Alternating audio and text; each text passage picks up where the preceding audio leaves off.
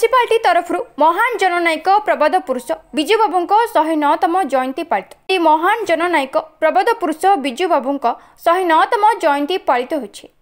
एही कार्यक्रम विजु जनता दल पक्षरु आयोजित होइथिबा बेले डीआरडीए प्रतिनिधि Devanand Mahapatra, municipality chairman Subhash Chandra पोलाई, BJD नेता सुरेंद्र प्रधान, विधायक प्रतिनिधि ए सुदर्शन, ब्लॉक सभापति दुर्गा माधव महांती, म्युनिसिपालिटी विधायक प्रतिनिधि प्यारी पाढ़ी, हिंजली म्युनिसिपालिटी सभापति उदयनंद महापात्र, म्युनिसिपालिटी उपाध्यक्ष प्रतिनिधि प्रदीप पंडा, बीजेडी नेता नीलमणि पट्टनायक, हिंजली ब्लॉक उपाध्यक्ष सुनील गंतायत प्रमुख जोग देथिले।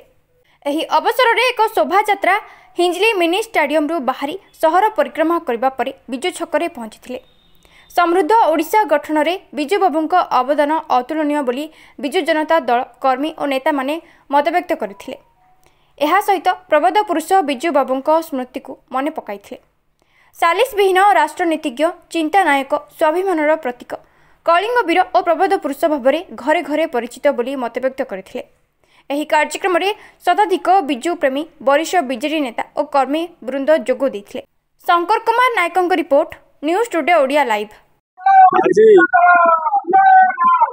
स्वर्गत विजु बाबूंकर 109तम जयंती उपलक्षे सभा विजु जनता दल हिंजली ब्लॉक म्युनिसिपालिटी मिलित भाव में आज पालन कर विजु बाबूंकर जो आशा जो विश्वास जो भरोसा था ओडिशार एक नंबर राज्य सुपुत्र नवीन बाबू एक नंबर राज्य परिणत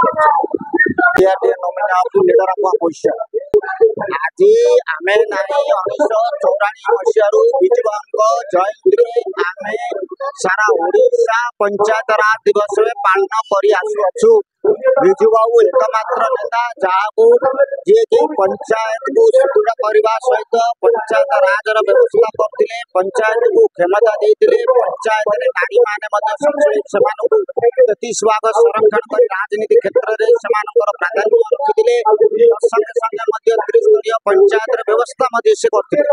विजु बाबूंकर एपरी ऐतिहासिक पदक्षेप को सारा भारत प्रत्येक राज्य अनुकरण करने बाध्य भारत सरकार एमाने पंचायत राज बदलने को बाध्य होते, किंतु आज भारतीय जनता पार्टी ओडिशा सरकार एक हीनमान्यतार परिचय दे विजु बाबू भाया लोकंर जन्म जयंती जो विजु बाबू आंतर्जातिक नेता संगे संगे वरिष्ठ स्वाधीनता संग्रामी जहाँ प्रचेषा नेतृत्व बल सदा से संग्राम कर परंपरा ये सब दृष्टिकोण आज जो अपमान देते अपमान को आम घोर निंदा करने सहित आम चेतावनी देचु अपमान आप मृत्यु करतु नतुआ जनसाधारण को मुहूर्त आपको समुद्र फोपाड़ देवे भारतीय जनता पार्टी से आप जापर ना जनसाधारण हृदय नहीं विजु बाबू अच्छे आघात देवे निश्चित भाव में आघातर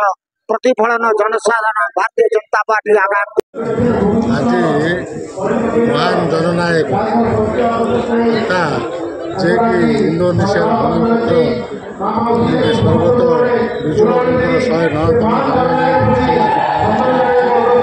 सब पंचायत बहु परिमाण लोक आसते सहर परिक्रमा कर विजु पट्टनायक फूल मूर्ति फूलमाला अर्पण कर सहर परिक्रमा कर विजु बाबू अमर रहू स्लोगान भूकंपित है सब विषय नहीं सब सभा कराला। धन्यवाद।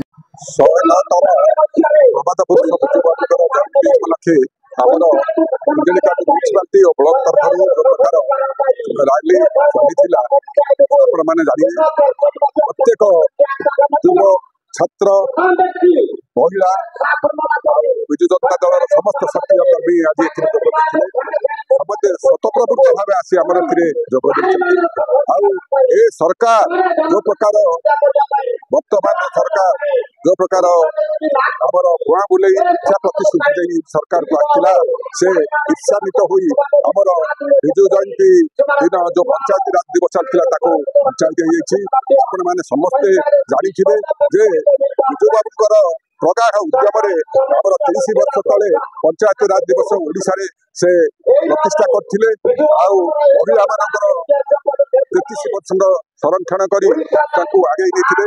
ଆମର ଓଡ଼ିଶା ରାଜ୍ୟ ହେଉଛି ପଞ୍ଚାୟତ ରାଜ ଦିବସର ଅଗ୍ରଣୀ ଭୂମିକା, ସେଠି ପ୍ରବାଦ ପୁରୁଷ ବିଜୁ ବାବୁଙ୍କର ଭୂମିକା ଥିଲା।